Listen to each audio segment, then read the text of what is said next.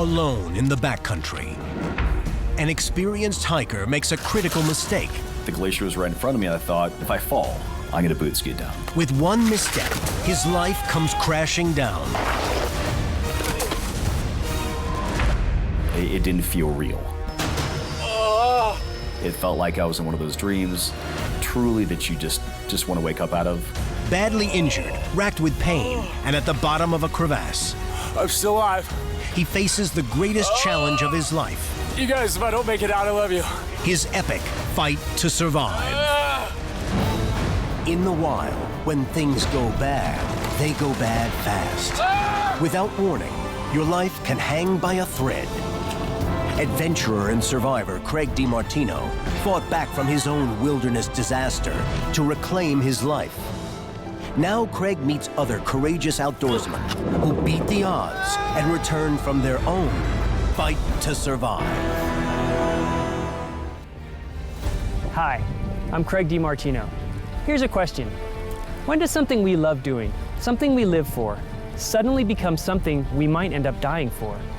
That's a question Ted Porter never expected to have to answer.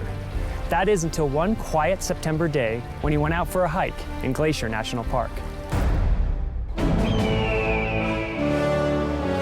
Glacier National Park in Montana is one of the jewels in the U.S. park system, with 1 million acres and over 700 miles of trails. Ted Porter has been coming here as long as he can remember. It's been kind of in our family for years and years, you know? Just going to Glacier National Park and enjoying the scenery and the camaraderie together, and it's close-knit family time, and it's a beautiful place to spend time, for sure. Continuing the family tradition, the Porters decided to meet up for another Labor Day weekend to hike together for a few days. Well, usually after my parents leave, I spend 2 to 3 days by myself. Spending time alone is something that I really enjoy doing. Especially in the backcountry. You can go at your own pace, you can do what you want to do. You don't have to answer to anybody. You don't have any curfews. It's dangerous. It's exciting. It's fun. Among the star attractions in the park are the glaciers. There are 25 remaining, but sadly, scientists now believe that all may disappear by 2030 because of current climate patterns. My plan was to climb Mount Jackson, which is one of the 6 peaks over 10,000 feet in Glacier Park. And also to see the Jackson Glacier, because there aren't too many glaciers left in Glacier National Park, and the Jackson Glacier is one of the bigger ones, so I wanted to see that before it disappeared. And I knew if I climbed fast or hiked fast that I'd be able to easily do it in a day. Ted got off to a later start than he originally planned, but the first part of the hike was 6 miles and flat, and he made good time. So the next phase was the extremely steep trail up to the Jackson Glacier. It was just really direct. Went right up through the trees, which I'd never taken before. Damp, slick, muddy. Not the most ideal trail to be taking. Then he saw it. The whole Jackson Glacier was sprawled out in front of me, which is pretty impressive. It was a beautiful sight to behold. And I was the only one up there. Didn't see anybody. Just me and the glacier. He strapped on his crampons and forged ahead. A recent rain had made the ice even slicker, but he made it across the entire glacier. By now, Ted could feel the chilly air coming off the ice. He had dressed lightly, underestimating how cold it would be on the glacier. I kind of looked at the mountain and figured out what I thought was going to be the easiest way to climb it. There were crevasses to my immediate right, which cut off my route to the right. I saw a rock rib on the far side of the glacier that looked like it led to the very top of Mount Jackson. So that was my destination. Okay, so I just came across the whole glacier. Some amazing ice fall. And huge crevasse right there. Trying to figure out how to get on that rock rib and take it to the top. Oh yeah. But feeling good. It's not very hard, it's pretty easy actually, but another day at beautiful glacier.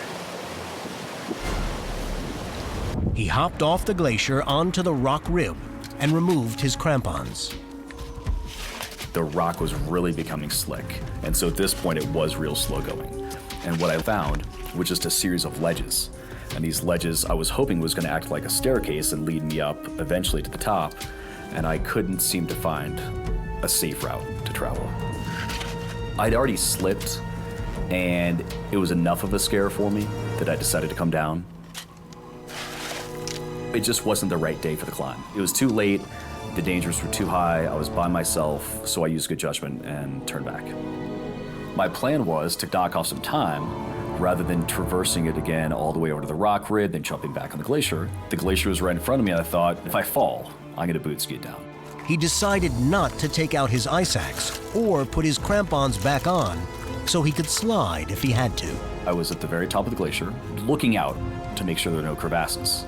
And the angle that I was at, I couldn't see any crevasses. And I do remember seeing the 2 or 3 big crevasses that I'd passed earlier, but I couldn't remember exactly where those were. And that was my mistake, because it was the angle of the glacier was hiding the angle of the crevasse. And I remember thinking, well, if you fall, and I fell. And I started sliding feet first, out of control.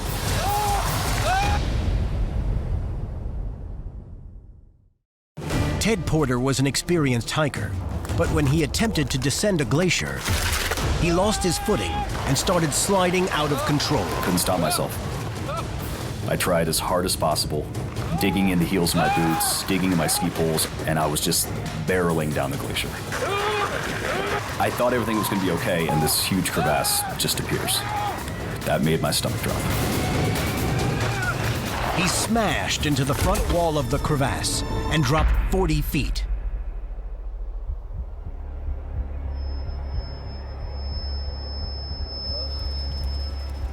It didn't feel real. It felt like I was in one of those dreams, truly that you just want to wake up out of. And then the pain. And the pain was undeniably terrible. I knew that I was in bad shape. Really bad shape. Ted was paralyzed with pain and quickly realized he was in desperate straits. I've always had a question of, if you're facing a life and death situation, who would you say goodbye to? And I found out. And I found out the hard way. Mom and Dad, I fell in a crevasse.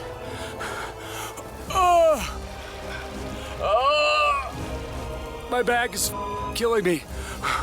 I'm still alive. Survivors of horrific accidents share a unique bond, but each experience is different. Craig DeMartino met up with Ted to hear firsthand more about those first terrifying moments. You're alone. You realize I'm stuck, and you made an incredibly powerful video. Yeah, I didn't really see a way to get out of the crevasse at that point. I knew I had a serious injury. I didn't know exactly to the extent of what it was, but I took that video as a goodbye video. So I thought that somebody would find that eventually, you know, search and rescue or whoever came across it at some point, you know, hoping that my family would know what had happened to me. Because you're close to your family. Super close to my family, yeah. I'm still alive. Oh.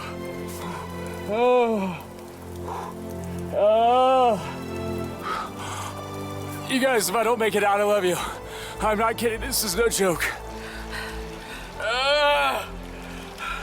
Okay.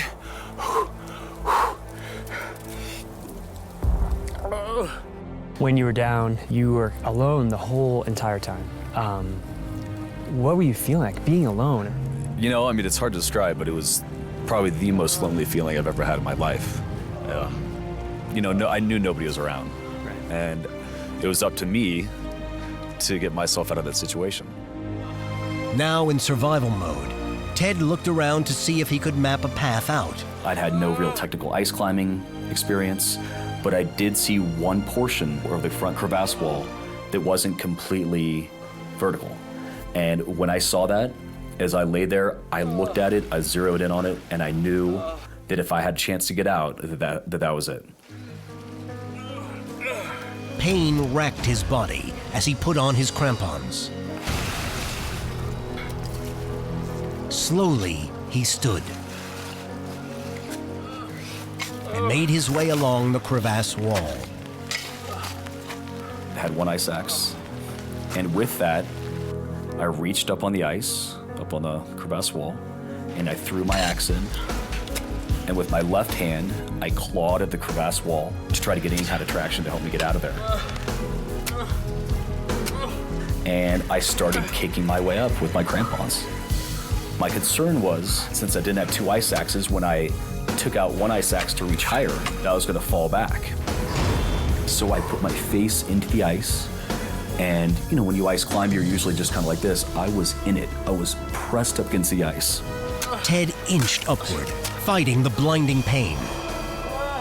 This wasn't the climb Ted expected to do this day, but it would be the one that would matter the most to the rest of his life.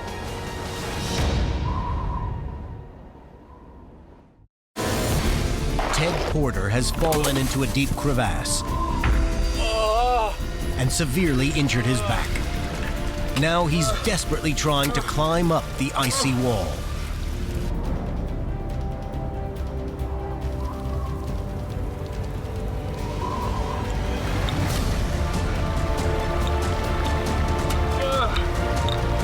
I pulled my body out,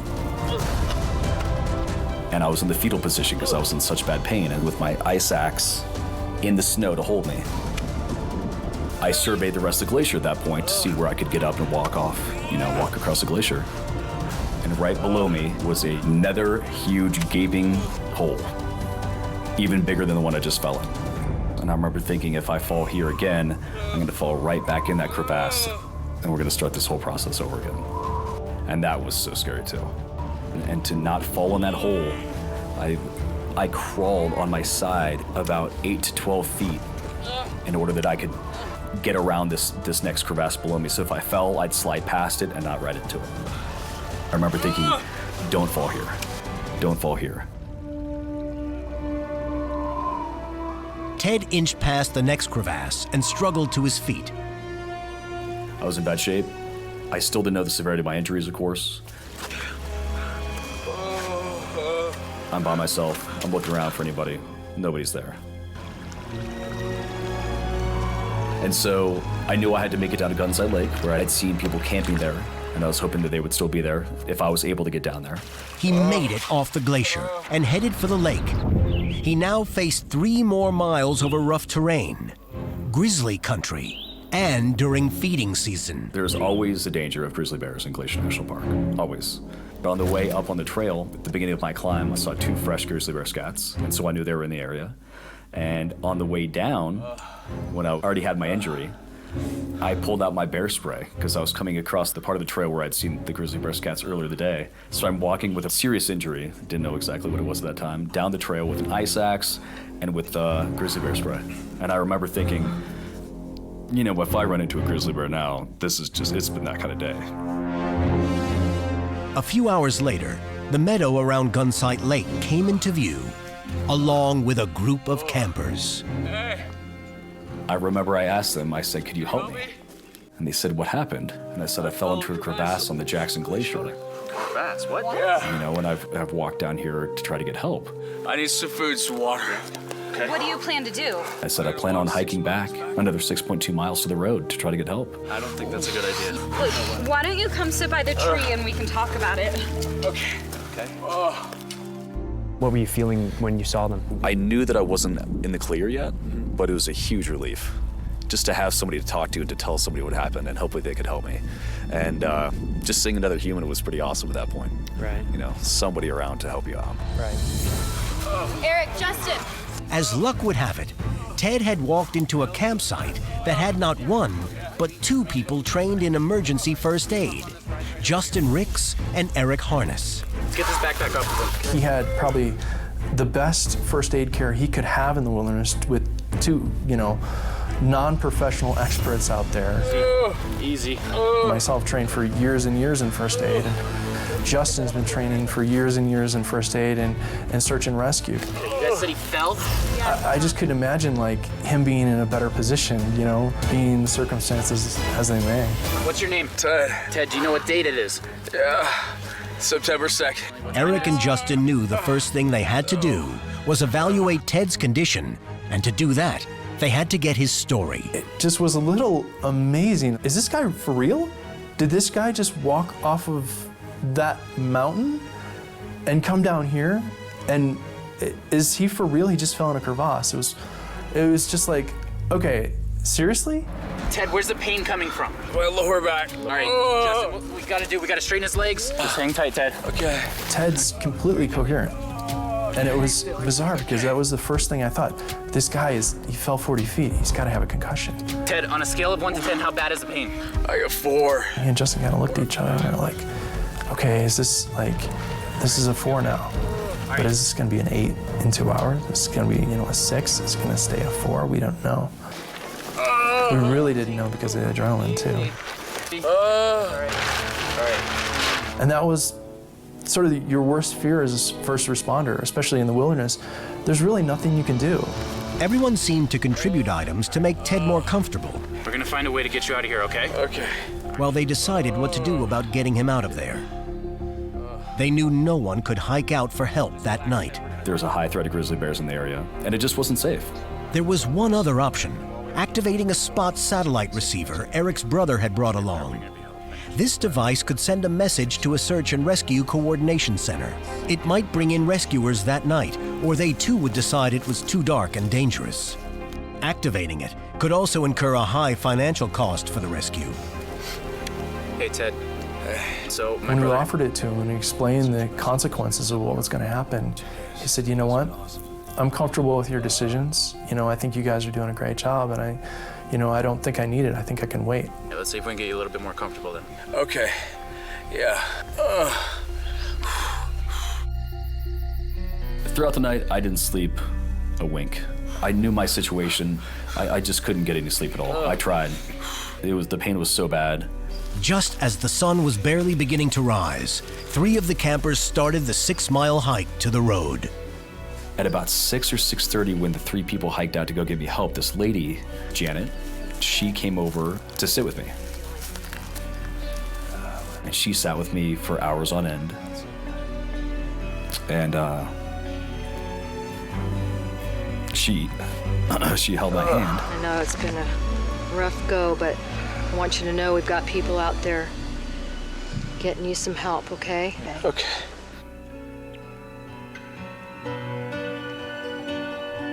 Some help. That'd be nice.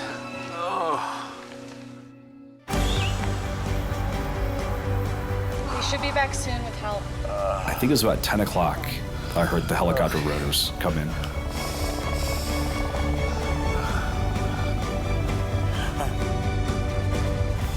I was super excited. I had a feeling it was for me.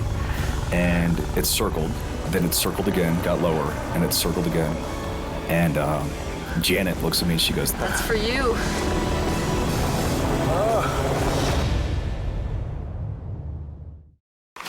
Ted Porter severely injured his back, falling into an icy crevasse.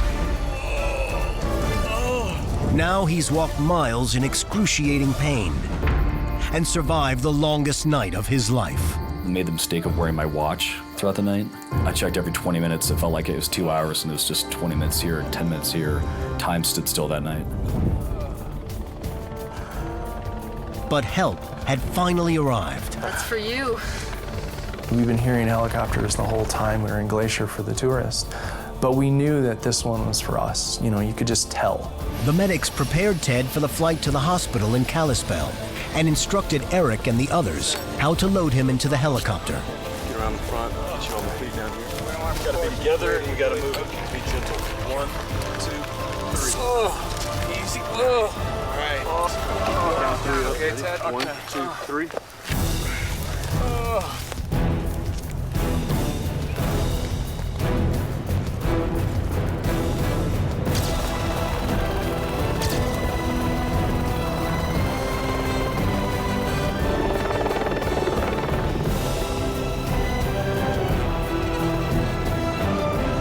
So after the helicopter left, one of the odd things was, as we're sort of like breathing this sigh of relief, it swings out above the glacier and over the mountain. It was like, okay, that's kind of symbolic. At the hospital, Ted was told he had 2 injured vertebrae, one fractured and the other smashed. A bone fragment was pushing into his spinal cord, and if they didn't operate immediately, he could be paralyzed. After Craig DeMartino's fall, he was pretty much told the same thing. How did Ted take the news? What are you feeling at that time? How are you even addressing that? You can't believe it. It seems surreal, but it's true. That you go from walking 1 minute to not walking the next, and it's a really hard thing to listen to. Were you telling your family at that time? Were you talking to them on the phone saying, oh my gosh, this is what's happening? Yeah, I told my family that if I didn't get the emergency surgery, that partial to full paralysis was a huge possibility, and they were just as scared for me as I was. Right. So it was also surreal. It's also quick, you know, how fast it happened, from walking completely fine to not walking at all. Right. The delicate back surgery was a complete success, and Ted's mother and girlfriend were by his side during his recovery in the hospital.